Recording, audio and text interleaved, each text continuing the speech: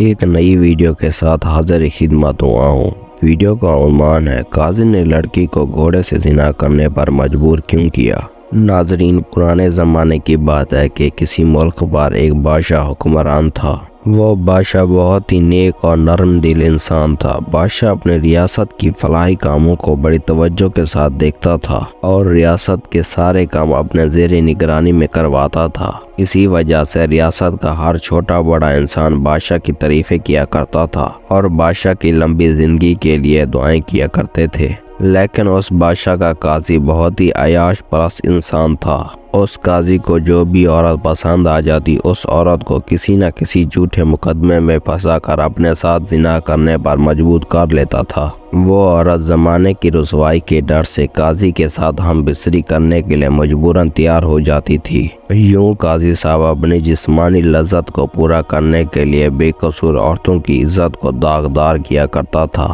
لیکن اس بات کی خبر بادشاہ کو بالکل بھی نہیں تھی کہ میرا قاضی ایک زانی اور عیاش پرست انسان ہے۔ ایک دفعہ بادشاہ جنگل میں شکار کرنے کے لیے اپنے چند ساتھیوں کے ساتھ جا رہا تھا، اور جب بادشاہ جنگل میں سے گزر رہا تھا تو اچانک ایک خوبصورت اور جوان لڑکی پر بادشاہ کی نظر پڑی تو بادشاہ حیران ہو گیا۔ بادشاہ کیا دیکھتا ہے کہ وہ حسین و جمیل اور خوبصورت نوجوان لڑکی ایک گھوڑے کے ساتھ زنا کرنے میں مشغول تھی۔ یہ دیکھ کر بادشاہ نے اپنا چہرہ دوسری طرف کر لیا اور اپنے سپاہیوں کو حکم دیا کہ اس لڑکی کو باپردہ طریقے کے ساتھ محل میں لے جاؤ، اور ہم نے جو سب کچھ دیکھا ہے یہ سارا واقعہ کسی کے ساتھ ذکر نہیں کرنا۔ سپاہی اسے پکڑ کر محل میں لے آئے۔ جب اگلی صبح ہوئی تو بادشاہ نے حکم دیا کہ لڑکی کو میرے دربار میں حاضر کرو۔ بادشاہ کے حکم کی تعمیل کرتے ہوئے دو سپاہی لڑکی کو بادشاہ سلامت کی دربار میں لے آئے۔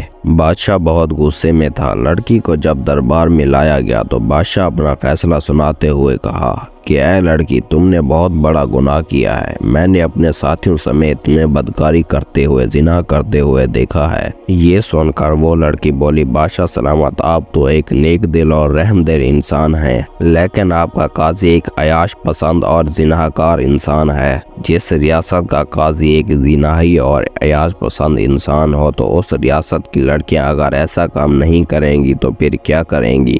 لڑکی کی بات سن کر بادشاہ بہت حیران ہوا، اور پھر بادشاہ نے بڑی حیرانگی کے ساتھ پوچھا، اے لڑکی، تمہاری اس بات کا آخر مقصد کیا ہے؟ کھول کر بتاؤ جو کچھ بھی تمہارے دل میں ہے۔ لڑکی تھوڑی دیر کے لیے خاموش کھڑی رہی اور پھر بولی، بادشاہ سلامت، آپ ہمیشہ سلامت رہیں، میری غلطی معاف کیجیے گا۔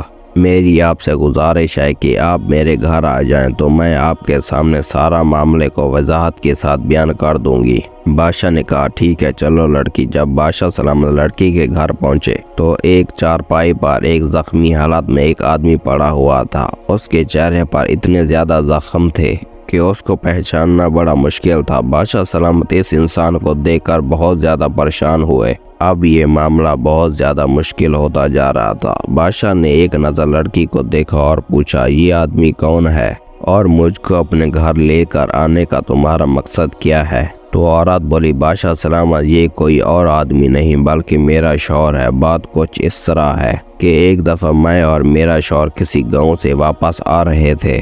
وہاں ہم دونوں میاں بیوی ایک شادی میں شرکت کرنے کے لیے گئے تھے۔ جب ہم واپس آ رہے تھے میں نے خوب بن ٹھن کر شکار کیا ہوا تھا، تو راستے میں ہمیں 3 ڈاکوؤں نے گھیر لیا اور انہوں نے میرے شوہر کو مار مار کر بے ہوش کر دیا اور میرے حسن کو دیکھ کر اپنی جسمانی حواس پوری کرنے لگے۔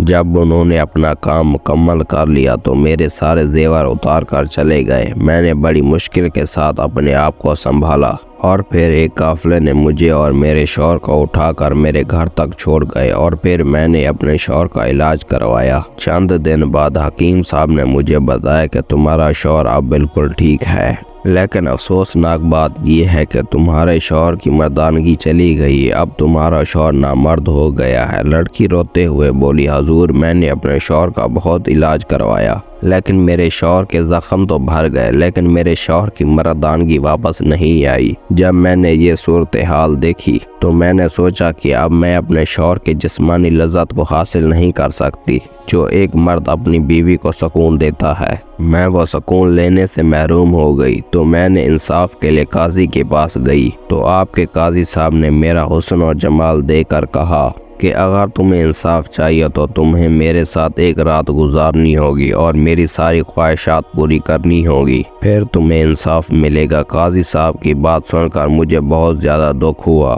اور میں روتی ہوئی قاضی کی عدالت سے واپس آ گئی۔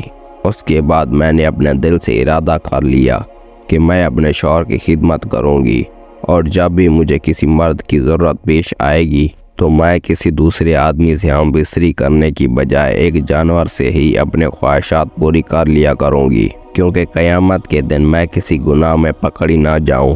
وہ اس لیے کہا جاتا ہے کہ جب انسان تنہائی میں اکیلے گناہ کرتا ہے تو ایسے گناہ پر معافی ملنے کے زیادہ امکانات ہوتے ہیں۔ لڑکی کی تمام باتیں سن کر بادشاہ بہت زیادہ شرمندہ ہوا اور اسی وقت لڑکی کو اپنے ساتھ لے کر دربار میں واپس آ گیا۔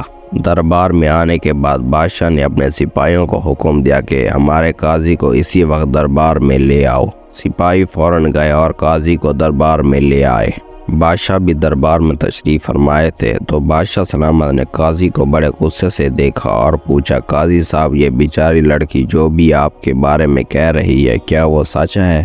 پہلے تو قاضی نے صاف انکار کر دیا، لیکن جب بادشاہ نے کہا قاضی صاحب سچی بات کریں، میں خود اس لڑکی کے گھر گیا ہوں اور اس کی شوہر کی حالت دیکھ کر آیا ہوں، تو قاضی نے اپنا جرم قبول کر لیا۔ بادشاہ ایک انصاف پسند انسان تھا، اس نے اپنی دانگی سے اور بھی بہت زیادہ راز معلوم کیے قاضی کی زبانی۔ جب قاضی نے اپنی بات مکمل کی تو بادشاہ نے اپنا فیصلہ سناتے ہوئے حکم دیا کہ قاضی کو شہر کے چوک میں لے جا کر باندھ دو اور اعلان عام کر دو کہ ہر آنے والا اور جانے والا انسان قاضی کو پتھر مارے۔ تو سپاہی قاضی کو شہر میں لے گئے اور وہاں باندھ کر اعلان عام کر دیا کہ بادشاہ کے حکم سے قاضی اپنے انجام کو پہنچ گیا۔ اس کے بعد بادشاہ نے فیصلہ سنایا کہ آج کے بعد کسی بھی مقدمے کا فیصلہ کوئی قاضی نہیں کرے گا بلکہ میں خود کیا کروں گا۔ اس کے بعد جو بھی مقدمہ آتا بادشاہ خود سنتا اور فیصلہ سناتا۔ اور پھر دوستو بادشاہ کی زندگی میں کوئی ایسا واقعہ پیش نہیں آیا۔ محترم ناظرین، اگر آپ کو ہماری ویڈیو اچھی لگی تو ہماری ویڈیو کو لائک اور سبسکرائب کر دیجیے گا۔ مجھے دیجیے اجازت، اگلے ویڈیو میں ملتے ہیں، تب تک کے لیے اللہ حافظ۔